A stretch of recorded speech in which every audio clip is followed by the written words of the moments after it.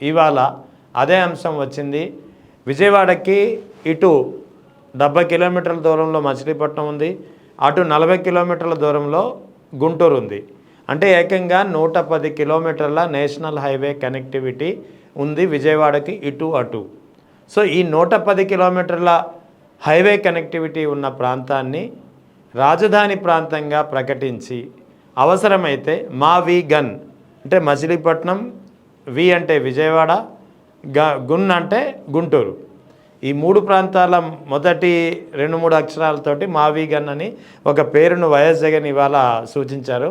అలా పెట్టుంటే బాగుండేదేమో అని ఆయన కొత్తగా ఇవాళ ఒక కొత్త అంశాన్ని తెరపైకి తీసుకొచ్చారు. మీరేమంటారు దీనిపై? సార్, ఆయన తెర మీదకు తీసుకురావడం కాదు సార్. ఇప్పుడు పార్లమెంట్ లో వాళ్ళు అడిగే ప్రశ్నలు ఏంటో తెలుసా? అమరావతి ఎంత ఎక్స్టెన్షను, అమరావతిలో ఎంత మంది ప్రజానికం ఉన్నారు అంటే పాపులేషన్, అమరావతిలో మీరు ఇన్ని వందల ఎకరాల రైల్వే స్టేషన్ కావాలి, ఎయిర్పోర్ట్ కావాలంటున్నారు కదా. రాజధాని కాన్స్టిట్యున్సీలో ఎంతమంది పాపులేషన్ ఉన్నారు, ఎంత ఎక్స్టెన్స్ లో రాజధాని అంటే ఇప్పుడు ఏం చెప్తారు? 40,000 ఎకరాల్లో రాజధాని అంటారా? అప్పుడు అప్పుడు పాపులేషన్ ఎంత అని చూపిస్తారు? ఇప్పుడు పాపులేషన్ చూపించాలిగా. ఇప్పుడు అమరావతి అంటే ఏంటి సార్? అమరావతి ఊరు చూసారా మీరు? అమరేశ్వరుడు గుడి ఈ దారి నుంచి ఆ దారికి అమరావతి ఉంటది. అంటే మెయిన్ రోడ్డే మనకు తెలుసు. అటు ఇటు షాపులు, దాని వెనకాల కొంత కొంత ఇల్లు ఉంటాయి. ఎంత పాపులేషన్ ఉంటుందండి? ఆ పాపులేషన్ ఇప్పుడు చూపించాలి. లేదు, వెలగపూడి, మందడం, అక్కడ ఉండే ఊరి పేర్లు అన్ని చెప్పేసి ఇది అమరావతి అంటారా? అది కూడా తక్కువే. మరి పాపులేషన్ అంటే ఏం చూపించాలి? ఎక్కువ చూపించాలి. రాజధాని కాన్స్టిట్యున్సీ అంటే ఎక్కువ చూపించాలి. అప్పుడు ఏం చెప్తారండి చంద్రబాబు గారు? ఇప్పుడు తక్కువే ఉన్నారండి, రేపు వస్తారండి. మీరు ఊహాగానాలు మాకు చెప్పకండి, కరెక్ట్ పాపులేషన్ చెప్పండి, కరెక్ట్ పాపులేషన్ చెప్పండి అంట. అప్పుడు ఏం చెప్పాలా? పాపులేషన్ పుట్టిస్తాము, నిన్నే ప్రతిపాదన ఇచ్చాం, ఆడబిడ్డలకి ఒక్కొక్క బిడ్డని పెంచితే 20,000 కంటారని మేము ఇచ్చినామండి, ఇంకా పెరుగుతారని అని చెప్తారా? అదే హైదరాబాదు, సికింద్రాబాదు జంట నగరాలుగా ఎందుకు ప్రామాణికంగా పెట్టారు? ఆ పాపులేషన్ ని ఈ పాపులేషన్ ని కౌంట్ చేస్తేనే హైదరాబాదు మహానగరం అయింది. హైదరాబాదు జంట నగరాలుగా సికింద్రాబాదు, హైదరాబాదు విలసిల్లింది. ఇప్పుడేం చెప్పాలి? గుంటూరు, విజయవాడ జంట నగరాలు. గుంటూరుని విజయవాడని కనెక్ట్ చేస్తూ ఒక పెద్ద రోడ్లు ఉన్నాయి. ఆ రోడ్లు ఇటు నుంచి హైదరాబాద్ వెళ్ళిపోవడానికి ఒక రోడ్డు ఉంది, మంగళగిరి డౌన్ కి ఒక రోడ్డు ఉంది. ఎక్కడ ఇక్కడ కారెక్కితే అక్కడ మళ్ళీ తెలంగాణ రోడ్డు వచ్చే వరకు, అంటే కోదాడ వచ్చే వరకు కూడా ఎక్కడ ఇబ్బంది లేకుండా వెళ్ళిపోయి రోడ్లు అంతా వచ్చింది. అంటే రాజధాని మన రాజధానిలోకి వెళ్ళి డెవలప్ చేసుకునే బదులు డెవలప్మెంట్ అంతా అయిపోయినటువంటి విజయవాడ గుంటూరు హైవే బాగుండ్లా? విజయవాడ పాపులేషన్ ని గుంటూరు పాపులేషన్ ని కలిపేసి ఇవే జంట నగరాలు, ఇదే క్యాపిటల్ అంటే బాగుండ్లా? సో అలా అలా చెప్పాలి కదా. మీరు అక్కడ ఒక చిన్న మారుమూల గ్రామాన్ని అదే రాజధాని అని, దాన్ని ఒక మహానగరంగా తీర్చిదిద్దుతామని, అదే చెన్నైని, హైదరాబాద్ ని, బెంగళూరుని తలపించి విలపించేలాగా చేసేస్తానని పిచ్చి మాటలు, గాల్లో రాతలు రాస్తుంటే సెంట్రల్ అంటే కేంద్రానికి అర్థం కాని పరిస్థితి. ఇప్పుడు లేరట. ఇప్పుడు ఒక 10,000 పాపులేషన్ ఉన్నారనుకోండి, నేను నేను ఒక 10 కోట్లు చేసేస్తానంటే ఎవరైనా నమ్ముతారా? ఒక 2 కోట్లు చేస్తానంటే నమ్ముతారా? ఒక కోటి చేస్తానన్నా నమ్ముతారా? ఎలా అవుతుందబ్బా? అలా ఎలా? అక్కడ వాళ్ళందరూ వచ్చి ఇక్కడ ఎందుకు ఉంటారు? ఇక్కడ మీరేం ఫెసిలిటీ, విజయవాడలో లేని ఫెసిలిటీస్ ని అమరావతిలో మీరేం కల్పిస్తారు? విజయవాడ రైల్వే స్టేషన్ అమరావతిలో పెట్టేస్తారా? విజయవాడ గన్నవరం ఎయిర్పోర్ట్ ని అమరావతిలో పెట్టేస్తారా? విజయవాడలో ఉండే మల్టీనేషనల్ సూపర్ స్పెషాలిటీ హాస్పిటల్ ని అమరావతిలో పెట్టేస్తారా? మరి ఏం పెడతారని విజయవాడ వదిలేసి అమరావతికి వస్తారు? కంపెనీలు పెడితే వస్తారా? కంపెనీలో ఉద్యోగాలు చేసుకుంటారు, సాయంత్రానికి విజయవాడ గుంటూరు వెళ్ళిపోతారు. అమరావతిలో ఎవరు ఉండరు. అమరావతిలో ఈ రోజుకి ఒక మల్టీనేషనల్ హాస్పిటల్ లేదు. పోలీస్ స్టేషన్ ఎంత ఉంటుందో తెలుసా సార్? చాలా చిన్న పోలీస్ స్టేషన్. గట్టిగా ఒక 10 మంది కూర్చుంటే 10 మంది నుంచోవాలి, అంత పెద్ద మహానగరానికి. కానీ పోలీస్ స్టేషన్ సరిగ్గా లేదు, కానీ రైల్వే స్టేషన్ తెచ్చేస్తారట బాబు గారు, ఎయిర్పోర్ట్ తెచ్చేస్తారట. ఎవరు ఎక్కుతారు? రైతులు ఎక్కుతారా ఈ ఊరు నుంచి ఆ ఊరు కౌలుకి వెళ్ళడానికి? పోనీ పంట కూడా లేదు కదా, మరి ఎవరు ఎక్కుతారు? పెద్ద పెద్ద కంపెనీలు వాళ్ళు వస్తారంట. రే స్వామి, నిన్నగాక మొన్న ఒక రైతు గుండె ఆగిపోతూ, పాప ఆయన పేరు నారాయణరావు గారట. ఆ నారాయణ సరే రామారావు గారట. ఆ రామారావు గారు ఏమన్నారంటే, అయ్యా స్వామి, నా పొలము తీసుకొని 2 ఎకరాలు తీసుకొని నాకు ఫ్లాట్లు ఇస్తానన్నారు, చెరువు కట్టగాడు ఇచ్చినారు, నాకు సింగపూర్ ఫ్లాట్ పక్కన ఇవ్వాలి అంటాడు. సింగపూర్ ఎక్కడ స్వామి? ఇక్కడ సింగపూర్ రైతులు ఇంకా పడుకొని రాత్రులు ఆకాశం వైపు చూస్తూ బయట మంచాలు వేసుకొని ఇదిగో అక్కడ పెద్ద ఈఫిల్ టవర్ వచ్చేసిద్ది, ఇదిగో ఇక్కడ బుర్జ్ ఖలీఫా వచ్చేసిద్ది, ఇదిగో సింగపూర్ నుంచి విమానాలు ఇక్కడే దిగుతాయి, మన చిన్న అబ్బాయి ఫ్లాట్ అక్కడే ఉంది, మన పెద్దమ్మాయిది కూడా అక్కడే తీసుకుందాం. ఇట్లా ఊహాగానాల్లో 2014 నుంచి 2026 వరకు అలా గిరా గిరా గిరా మాతో సహా అందరం తిరుగుతూ ఉన్నామండి. ఇప్పుడు ఓపెన్ అయిపోతే సెంట్రల్ వైఎస్ జగన్ చేసినటువంటి ప్రతిపాదన విజయవాడ, మచిలీపట్నం, గుంటూరుకి ఆనుకొని రాజధానిగా ప్రాంతంగా ప్రకటించుంటే, కారిడార్గా ప్రకటించుంటే, దానికి మావిగన్ అని పేరు పెడితే బాగుండేదని ఆయన ఒక చిన్న ప్రతిపాదన చేశారు. దీన్ని మీరు ఎలా భావిస్తారు? సార్, ఆయన చేసిన ప్రతిపాదన అనేది 2014 క్రితం ఆయన అన్న రియల్ ఎస్టేట్ ని పెంచి పోషిస్తాడు బాబు గారు, రైతుల భూములు తీసుకోకండి, గవర్నమెంట్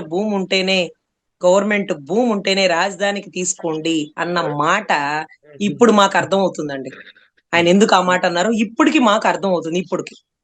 కానీ ఈ రోజు ఈయన చెప్తున్న మాట విజయవాడ, గుంటూరు జంట నగరాలుగా అటు కూడా బందర్ ని కూడా డెవలప్ చేసిన వాళ్ళం అవుతాం. అది కూడా మంచి port area, Bandar see port area. So అదంతా కనెక్టివిటీగా అక్కడి నుంచి ఒక బ్రిడ్జ్ లాంటిది డైరెక్ట్ గా విజయవాడ, డైరెక్ట్ గా గుంటూరు, డైరెక్ట్ గా ఇదంతా కనెక్టివిటీ. ఇది చూడండి, రింగ్ గా ఉంది. ఒక చోట విజయవాడ కృష్ణా నది ఉంది, ఒక చోట బందర్ లో సీ పోర్ట్ ఉంది, ఒక చోట గుంటూరుని అన్నిటినీ కనెక్టివిటీ చేస్తూ రాజధాని ఏరియా. ఎందుకంటే విజయవాడ, గుంటూరు ఎందుకు చెప్తారంటే, ఒకవేళ హైకోర్టు వాళ్ళు, సెక్రటేరియట్ వాళ్ళు ఉండాలనుకుంటే గుంటూరు ఎక్కువ ప్రిఫర్ చేస్తారు. ఎందుకంటే విజయవాడ అంటే వారధి దాటి వెళ్ళేటప్పటికి చాలా ట్రాఫిక్ ఉంటదండి, చాలా ట్రాఫిక్ ఉంటది. సో దానివల్ల ఎక్కువ మంది విజయవాడ నుంచి కంటే గుంటూరు, మంగళగిరి ఎక్కువ ప్రిఫర్ చేస్తారు. ఆయన ప్రతిపాదన నెంబర్ 1 సార్. ఆయన ప్రతిపాదన ఎలా ఉంటుందంటే, ఒక్కటేనా రాష్ట్రానికి సచివాలయాన్ని ప్రతి రైతు, ప్రతి సాధారణ పౌరుడు చూడలేడేమో. ప్రతి ఒక్కడికి సచివాలయం అనే పదం, సచివాలయంలో పనిచేసే సిబ్బంది ప్రతి రైతుకి, ప్రతి పౌరుడికి అందుబాటులో ఉండాలంటూ సందుకు ఒక సచివాలయాన్ని సృష్టించినటువంటి విజనరీ ఉందని చెప్పుకోవాలి. అదే అదే ధోరణితో ఆయన ఆలోచన ఈ 3 మహానగరాలుగా చేస్తూ, ఈ 3 పాపులేషన్ అంటే ఈ 3 జిల్లాలలో ఉండే పాపులేషన్ ని కలిపి ఇదే రాజధాని అంటూ సెంటర్ లో ఒక ప్రతిపాదన చేస్తే ఎక్సలెంట్ గా ఉంటదండి, ఎక్సలెంట్ గా ఉంటుంది. దాంట్లో ఇప్పుడు కరెక్ట్ గా ఇప్పుడు ఎంతమంది పాపులేషన్ ఉంది, ఎంత పాపులేషన్ ఉంది మీకు క్యాపిటల్ కి అన్నారనుకోండి, చక్క చక్క చక్క చక్క ఈ 3 జిల్లాల పాపులేషన్ కౌంట్ చేసి చెప్పేసేయచ్చు. ఎంత ఎక్స్టెన్షన్ ఉంది, బందర్ నుంచి విజయవాడకి, విజయవాడ నుంచి గుంటూరుకి కలిపి ఎక్స్టెన్షన్ చెప్పేసేయచ్చు. ఈ 3టిని మేము బాగా డెవలప్ చేసుకుంటాము, ఈ మధ్యలో మేము ఇంటర్నేషనల్ ఎయిర్పోర్ట్ కూడా తెచ్చుకుంటాము, లేకపోతే ఇంకా మధ్యలో ఎక్కడైనా పెద్దగా ఒక రైల్వే స్టేషన్ తెచ్చుకుంటామని ఇప్పుడు ఇంత పాపులేషన్ చూపిస్తే అడగడానికి ఉంటుందండి. అతి పెద్ద పాపులేషనే ఔరా రైల్వే స్టేషన్.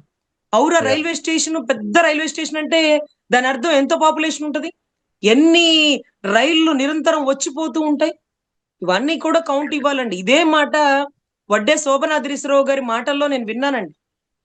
అంత రైల్వే స్టేషన్ కావాలంటే ఎంత పాపులేషన్ చూపిస్తారు మీరు రాజధానికి? ఇప్పుడు పావలా చూపిస్తున్నారు, రేపు 10 పావలా అయిపోతుంది అనుకుంటున్నారా? అలా చెప్తే కేంద్రంలో నవ్వుతారు తెలుసా, కేంద్రంలో నవ్వుతారు తెలుసా. ఇప్పుడు ఎంతమంది ఉన్నారు అమరావతిలో అంటే, అమరావతిలో ఎవరున్నారండి? ఇప్పుడు వెళ్ళి చూద్దాం పదండి. అమరావతి అంటే అమరావతి ఊరి పేరే. ఇప్పుడు చూడండి, 3 పేర్లు మీరు ప్రతిపాదించుకోవచ్చు, కనెక్టివిటీ చెప్పుకోవచ్చు, ఇది అమరావతి అంటూ చెప్పుకోవచ్చు. అందులోనూ హైవే రోడ్ అండి, పెద్దగా కన్వీనియంట్ గా ఉండే హైవే రోడ్ లో ఇటు సెక్రటేరియట్, అటు సెక్రటేరియట్ ఎంత లేదన్నా ఒక 300 ఎకరాల్లో అయిపోతుందండి. నిన్న ఆయన చెప్పినారు, కాంగ్రెస్ సీనియర్ నేత చెప్తున్నాడు, హైకోర్టుకి ఎంత కావాలి, సెక్రటేరియట్ కి ఎంత కావాలి, అసెంబ్లీకి ఎంత కావాలి, 3 కలిపితేనే ఎంత ఉంది, 300 ఎకరాలు 400 ఎకరాల్లో అయిపోలా. ఇప్పుడు ఎందుకు ఇంత భూమి అంటూ కూడా అడగడం జరిగిందండి. సో దయచేసి జగన్ గారు ఏదైతే ప్రతిపాదన చేసినారో దాంట్లో పాపులేషన్ కనపడుతుంది, ఒక సామాజిక వర్గం కాదు, అన్ని సామాజిక వర్గాలు పొందుపరిచి ఉన్నటువంటి మహానగరాలుగా తీర్చిదిద్దచ్చు. అమరావతి అయితే ఒక సామాజిక వర్గమే పెరుగుతుంది అనేటటువంటి అపోహ, ఒక నింద ఉంది. కాబట్టి దయచేసి దాన్ని తుడుచుకోవడానికి మాకేం ఇంట్రెస్ట్ లేదు, మా వాళ్ళేం అక్కడ లేరు, పర్లేదు, మీరు ప్రతిపక్ష నాయకుడికి ఒక ప్రపోజల్ చేసినారు కదా, దాన్ని ఎంక్వైరీ చేస్తాము అంటూ మీరు దాని గురించి చర్చించండి. Sivaramakrishna committee, hyper committee, select committee, ఏదో కమిటీలు మళ్ళీ వేయండి, వాళ్ళు చెప్తారు కదా. పుట్టి అమరావతి పెట్టడం కరెక్ట్ కాదండి, ఈ 3 కనెక్టివిటీ చేస్తే తొందరగా డెవలప్ అవుతుంది, తొందరగా. అంటే ఇప్పుడు కాదు, ఒక 50 ఏళ్ల తర్వాత డెవలప్ అయ్యేది మనం చూడలేం కదండి. సో మనం కూడా కళ్ళ ముందు చూసుకుందాం.